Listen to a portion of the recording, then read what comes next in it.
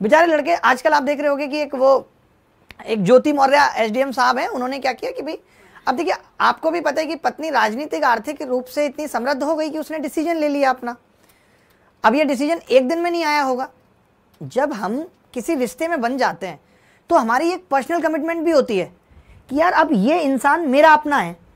अब उस इंसान ने मुझे इतना स्वतंत्र कर दिया कि मैं अपना घोंसला कहीं और बना लूं। क्या कहोगे आप इसे? आज लड़के बहुत अलग अलग तरीके के कमेंट कर रहे हैं। लोग कह रहे हैं कि यार पत्नियों को पढ़ाना छोड़ देंगे लोग ऐसे। अरे क्यों? आप उससे ज्यादा पढ़ो, पढ़ाना क्यों छोड़ दोगे? आप भी उसके जितना पढ़ो, उससे ज्यादा पढ़ो, क्या दिक्कत है? बड़े गलत है।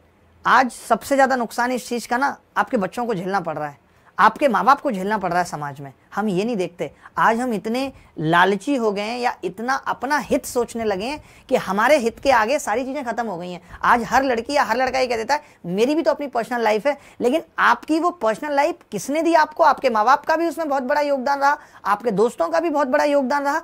सबके योगदान से वो आपका जीवन बनाए, जिस जीवन का आप ये कह के कि यार अरे ये तो मेरी पर्सनल लाइफ है, मैं कुछ भी डिसीजन लूं।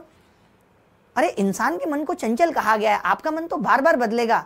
क्या शाहरुख खान पे आज भी मरने वाली लड़कियां नहीं है? लेकिन देखो एक गौरी के साथ उसने पूरा जीवन गौर से गुजार दिया। इसका मतलब आपने प्रेम किया ही नहीं, और जब प्रेम था ही नहीं, जब प्रेम की गुंजाइश नहीं थी, तो आप सामने वाले के साथ रह क्यों रहते? अगर आपको इतनी अपनी स्वतंत्रता की चिंता है तो आप शादी क्यों करते हैं? मैं ये कहता हूं कि शादी मत कीजिए। अगर आपको लगता है कि मैं जीवन में अच्छा करके ये डिसीजन को बदलूंगा तो मत करिए शादी, आप इंतजार करिए। तब तो आप घर वालों के दबाव में आ गए। क्यों आ गए? उस वक्त आपकी स्वतंत्रता कहां थी?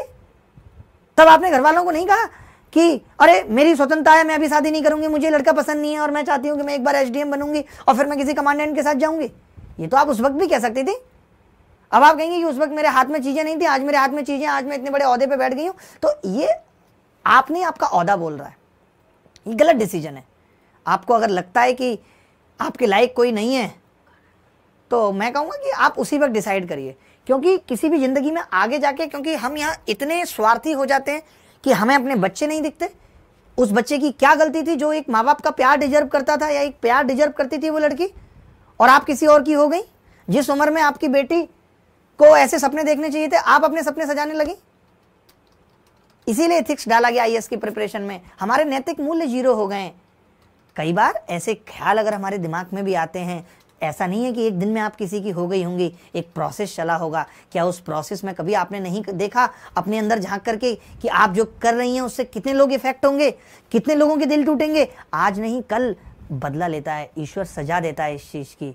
इसीलिए इससे क्या होता है ना, आप ऐसे मत समझिए। मैं उस लड़के को भी कहूंगा जो भी मनीष दुबे या कुछ है, कि तुमने किसी का आत्मसम्मान पे चोट की है, तुमने उस लड़के की आत्मसम्मान को तोड़ा है।